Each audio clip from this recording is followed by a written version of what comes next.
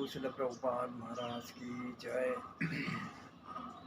नमः ओम विष्णुपादाय कृष्णप्रेष्ठाय भूतले श्रीमते भक्तिवेदांत स्वामी नमः। नमस्ते सारस्वती देवे गौरवाणी प्रचारणे निर्विशेष शून्यवादी पाश्चात्य देशकाय। जय श्री कृष्ण चैतन्य प्रभु नित्यानंद श्री अद्वैत गदाधर श्रीवासदि गौर भक्तवृंद। हरे कृष्णा कृष्ण कृष्ण हरे हरे, हरे राम राम राम।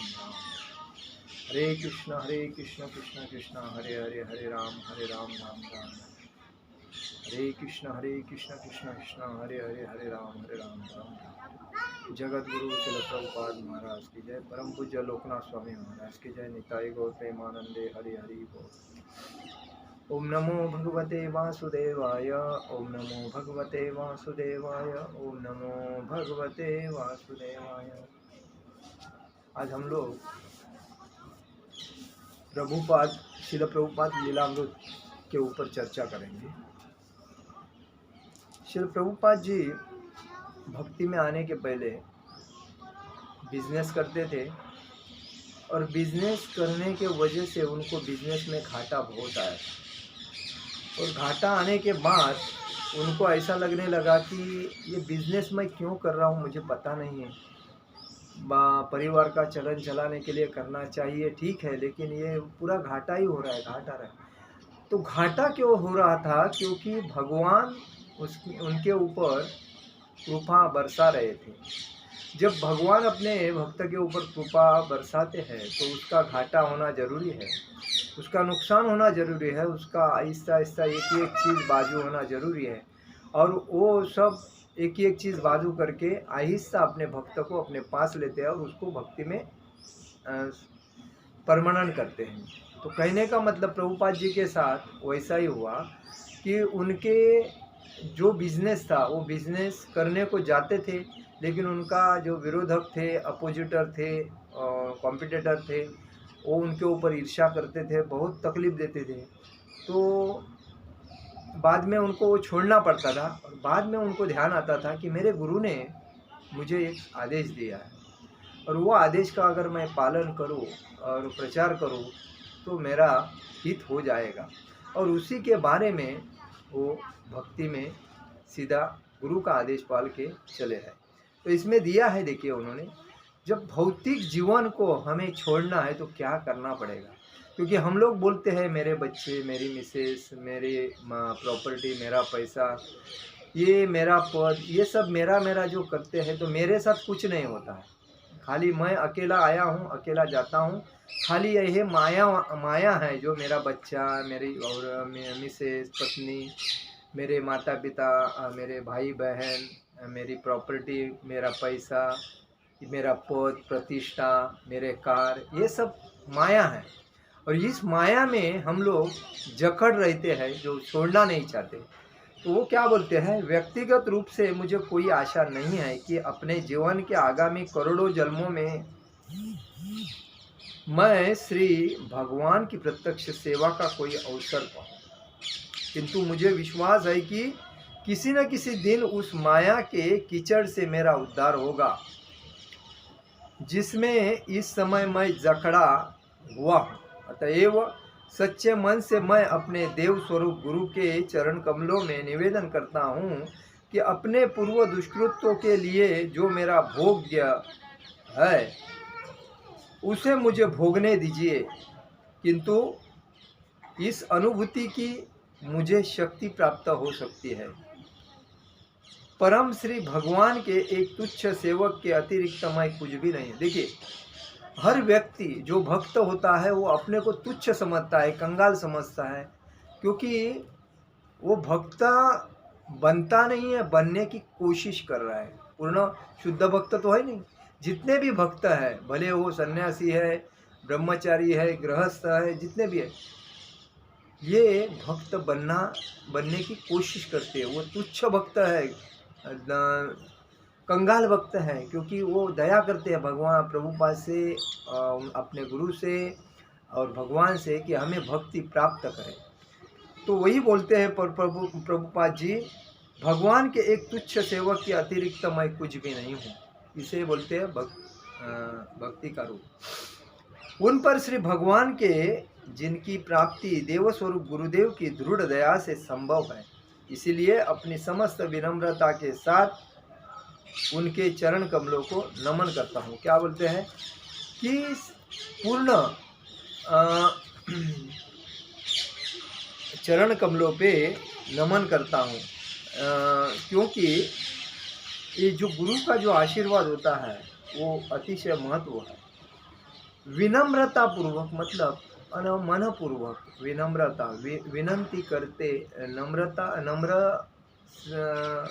विनम्र, सॉरी, नम्रता पूर्वक विनंती करके मनपूर्वक मैं उनके चरण कमलों को नमन करता हूँ।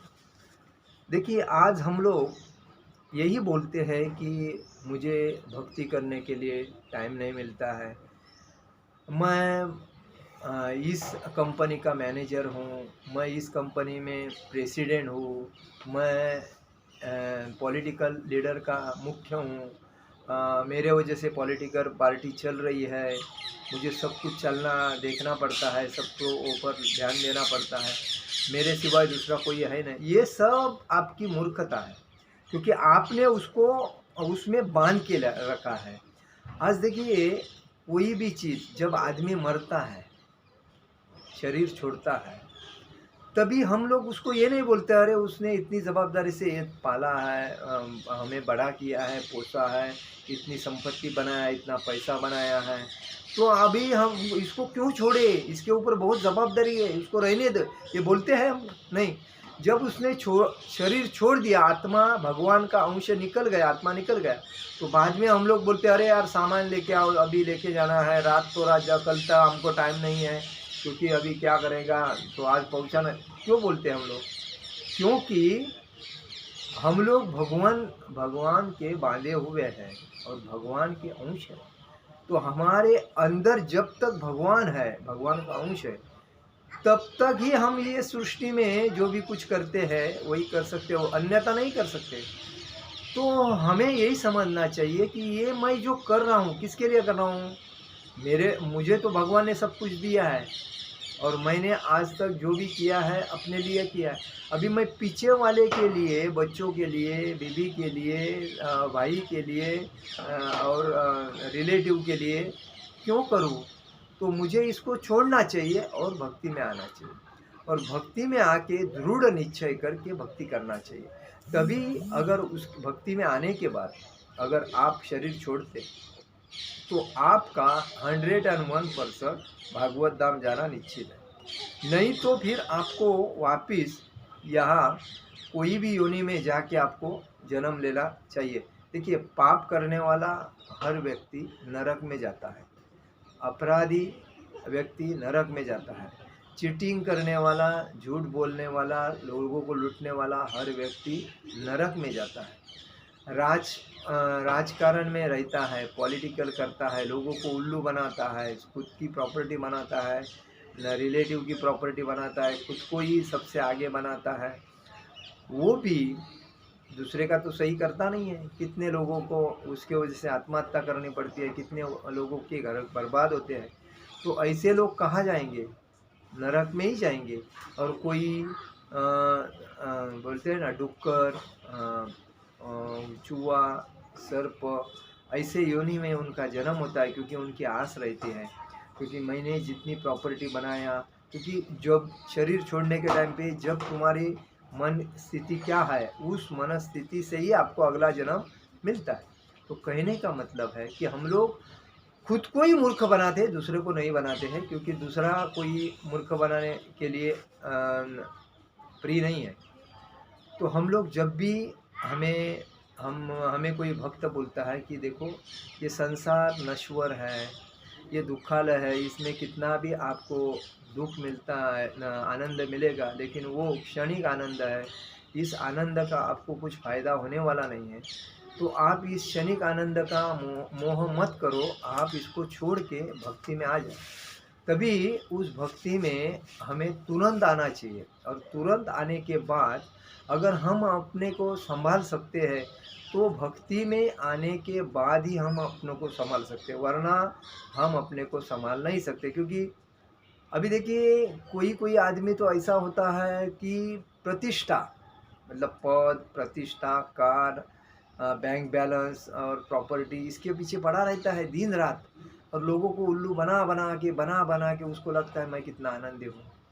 अभी एक राजकारणी को मैंने देखा था,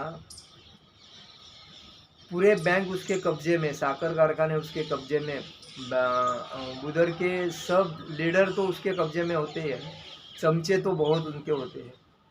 ये सब होने के बाद भी वो खुश नहीं है। बच्चे तो है ही नहीं खाने के लिए, खाली दूसरे को अपना कमा कमा के दूसरे को दे रहे हैं, मतलब ब्याज से, मतलब ब्याज का भी पैसा आवे इधर से, कंपनी का भी कमीशन आवे इधर, पॉलिटिकल लीडर का भी कमीशन।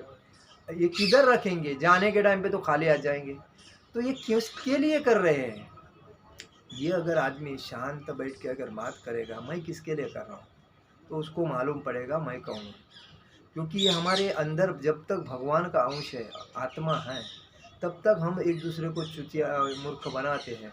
लेकिन जब ये आत्मा निकल जाता है तभी लोग गाली देते हैं और क्या बोलते हैं, कैसा आदमी अच्छा हो गया गया, क्योंकि इतना परेशान किया, इतना वाट लगा दिया इसकी, अच्छा हो गया गया। तो ये क्यों बोलते हैं? क्योंकि वो व्यक्ति ने गलत काम किया।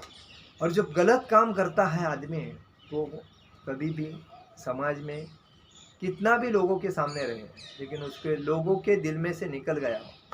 तो कहने का मतलब ये है कि प्रभुपाद जी जो थे, उन्होंने भक्ति अपने गुरु का आदेश पाला, मान्य किया, और उस आदेश को अपने आत्मसात करने के बाद वह उस आदेश को पालन करने के लिए बाकी घर, प्रपंच, पत्नी, बच्चे, प्रॉपर्टी, कार, बैंक बैलेंस, सब कुछ छोड़ के सीधा अमेरिका चले गए। जेब में कितना? 40 रुपये। और 40 रुपये जेब में रखने के बाद जब वो अमेरिका गए, तो अमेरिका में जाने के बाद उन्होंने जो प्रचार किया, तो वो प्रचार में लोगों को अच्छा लगने के बाद लोग उसमें, जो निगेटिव लोग थे वो पॉजिटिव हो गए, जो बिजनेसमैन थे वो पॉजिटिव होके उसके अंदर आए, जो नशा करते थे वो उसके अंदर आए, और जो उनके माता पिता जी अमीर थे, हिप्पी थे, ये एंजॉय कर रहे थे, तो उनके माता पिता जी बोलते थे देखो हमारे बच्चों को अगर आपकी वजह से अगर अच्छा मार्ग मिला तो हम आपको सब कुछ देने के लिए तैयार हैं, ये चेक लेके जाओ, इसमें जितना चाहिए उतना अमाउंट डालो और आप ले लो, क्योंकि हमारा बच्चा हमसे नहीं सुधर रहा है, कम से कम आपसे सुधरे। ऐसे कर करके प्रभुपाद बोले कोई टेंशन मत लो, वो भक्ति में आने के बाद भगवान राधा कृष्ण उसको संभाल लेंगे। यानी वही लोग आज भक्ति का प्रचार जोर जोर से करते। उनके पास क्या नहीं था? सब कुछ था। और ये जो लोग अभी बोलते हैं हम अजरीम अमीर है, बिजनेसमैन है, उद्योगपति है, इनसे 10 गुना हो तो ज़्यादा थे, लेकिन आज उन्होंने सब कुछ त्याग करके भक्ति में आने के बाद आज भक्ति कर रहे हैं और लोगों को भक्त बना रहे हैं और भागवत धाम जाने का रास्ता उनको बता रहे। क्योंकि चैतन्य महाप्रभु ने यही कहा था कि हर जगह पे भक्ति का प्रचार होना चाहिए, हर जगह पे हरे कृष्ण महामंत्र का संकीर्तन होना चाहिए, और हर व्यक्ति के अंदर जो भगवान है वो आनंदी होके नाचना चाहिए। हरे कृष्ण कृष्ण कृष्ण हरे हरे, हरे राम राम राम हरे हरे।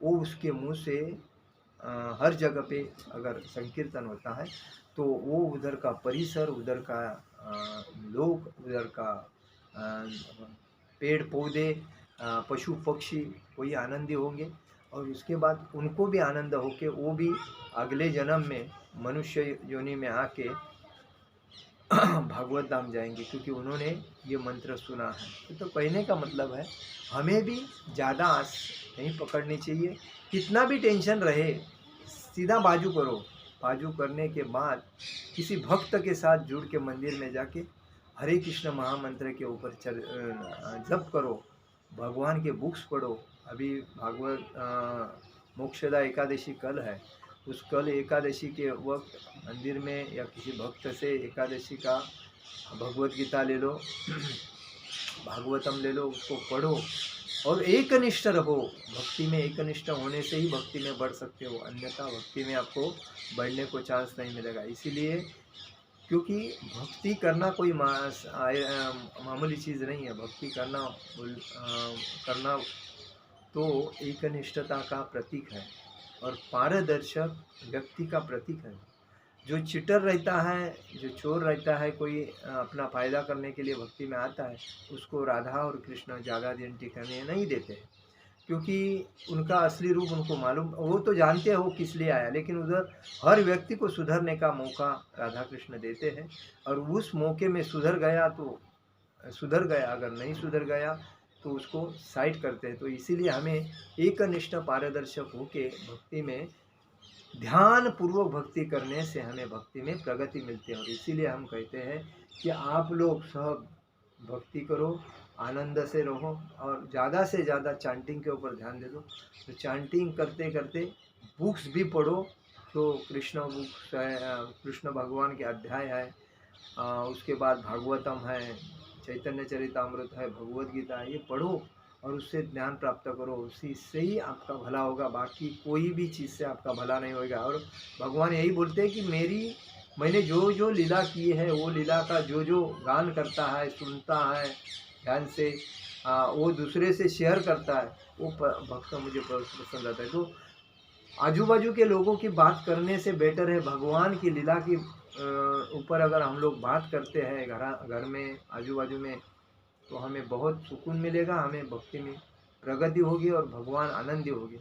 और हमें यही चाहिए, भगवान का कृष्ण प्रेम चाहिए और कृष्ण प्रेम के वजह से ही हमें आनंद प्राप्त मिलता है और इसी वजह से हम भक्ति में आगे बढ़ते हैं। भगवान जैसा कि प्रभुपाद ने लोगों को भक्ति में आगे बढ़ने का सूत्र क्या दिया था कि बुक्स पढ़ो, मानो जो आपको 2 घंटा मिलता है, 3 घंटा मिलता है, जैसा आपको टाइम मिलता है उस टाइम में आप शांति से चैंटिंग करो और भगवान का जो प्रसाद है वो महाप्रसाद बल्कि आप ग्रहण करो।